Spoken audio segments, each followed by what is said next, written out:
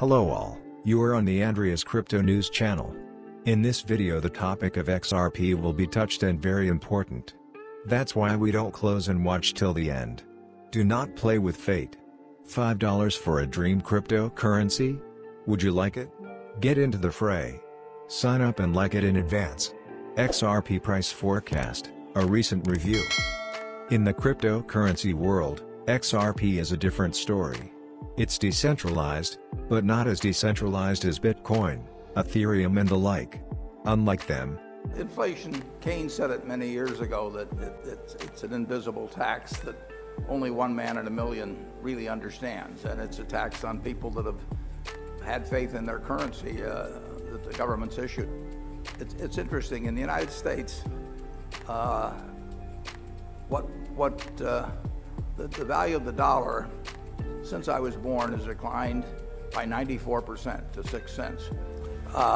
So inflation appropriate for XRP. There's a lawsuit hanging over Ripple right now. A group of people are saying that XRP and Ripple are sort of tied together and that they, XRP could be considered an unregistered security. What would you say to them?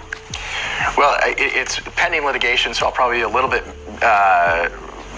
muted on the topic. Suffice it to say, we don't think it has merit. These are people who didn't buy XRP from us. We also don't believe XRP is a security.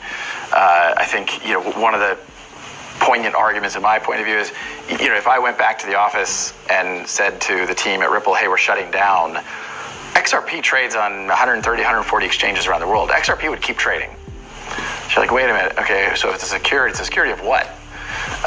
It's not a security of Ripple. It doesn't give you the rights to dividends or ownership of Ripple, the company. We have shareholders of Ripple, right? We raised a Series A financing, a Series B financing, and we own a lot of XRP, but they're two separate things. At the same time, we've seen recently Block One had the hammer come down on them from regulators. They were basically said that they were selling an unregistered security. $24 million. Just it's interesting you call that a hammer. They raised $4 billion and they yeah, it's a light hammer. It's a light hammer. You and I would judge maybe it's a fly swatter. Either way, so what's the difference between Block One and their token EOS versus what you guys are working on? Well, I think one really important distinction is the XRP ledger existed before Ripple, the company. You can, it's a public blockchain. You can go back and see kind of transactions 0, 1, 2, 3. You can see when Ripple was incorporated in the Secretary of State in California. Ripple didn't create the XRP ledger. The XRP ledger had utility prior to Ripple's existence. Certainly we are an interested party in the success of the XRP ledger, for sure. We own a lot of XRP. But it's a little bit like saying, Exxon owns a lot of oil. That doesn't make oil a security. Exxon's clearly interested in how to, we can argue about the health of the, I'm not here to debate carbon emissions. Climate crisis, do you want to get into that? This is the example I wanted to choose here, but suffice it to say, Exxon cares a lot because they have a lot that they're relatively unfamiliar with or new, and it's just an interesting activity, being a financial regulator and sitting in your chair. So, when you think about the technology and the challenges that poses, how do you go about the business of identifying and keeping your eye out for the risks, again, not just in or associated with the product, but with the technology itself as it becomes either commoditized or infiltrates the traditional financial marketplace? Well, again, we're for innovation. So really in more mature areas like use of the cloud or artificial intelligence, there continues to be challenges of how regulators look at those things. Does the cloud represent a higher degree of cyber risk? Is artificial intelligence, if you use it, do you perhaps violate concepts of fair lending or disparate impact that are concepts the CFPB has? So all these are questions that really need to be solved. So I consider that kind of the crypto's kind of the new thing. The core fintech are sort of established processes that have gotten to some stage of maturity, but still need increased level of maturity for regulation. So that's why in that report we kind of separated the two. One, we weren't finished with the digital asset work, so we weren't ready to publish on it. And two, those reports were Treasury recommendations. They weren't interagency, so we did sort of make an effort of triangulating with other regulators, but they were really our thoughts. We had the pen. So that's, so really the excluding digital assets from that report is just a matter of, if that report was a year from now, it would have been integrated. But I do think it's important to look at the nature of fintech, and these are fairly traditional, addressing fairly traditional financial services needs. It's sort of, in some ways, a disruptive marketing technique. It can be a disruptive credit analysis technique. Speed to market innovation can be quicker, but it's largely sort of overlapping with what we would all consider traditional financial services.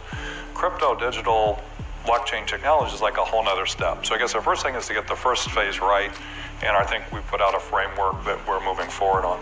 I think on refer to this as the Enron of the crypto space. This has been picked up by Forbes. I have to ask you, Tone, what has been going on?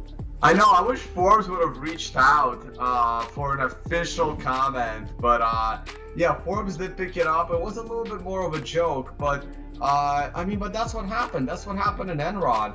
I mean, Enron was pretty much cooking the books, and they had a fake instrument. They were selling these I guess contracts on energy, but there was nothing there. It was all just smoke and mirrors. And that's how I see the Ripple token, and I've always explained it that way. There's absolutely no reason for this token to exist. There's no reason to add a very volatile currency, and Ripple is insanely volatile. Ripple just dropped 20% in a single day the other day when it fell from 30 cents down to 26 cents. These things are insanely volatile, and there's no reason for them to exist, and they keep making up reasons for it to exist. Now, there is a lawsuit going on right now claiming them to be a security, but that lawsuit is not coming on behalf of the SEC. That lawsuit is coming on behalf of an individual, so it's not exact. I don't really know what's going to happen there. We do cover it on the Bitcoin Law Review, and yeah, I know one of the lawyers didn't like the fact that I call everything a scam, but I would have given Forbes a more official comment. But yeah, the Ripple token is a really, really sad situation where it was created back in 2012 or so, just to make money, basically. And now the company has spent the last 6 years trying to disassociate itself from this token, while at the same time trying to make up any reason for it to exist. On a final note, Tone, I do want to ask you. So 3 to 5 years is tricky. If you'd said 30 years, I think I could give you a more accurate vision. I think 3 to 5 years has a lot of dependencies on, does our economy reopen in the next 6 months? What happens with the presidential election? What happens with China on various immediate issues of national security? So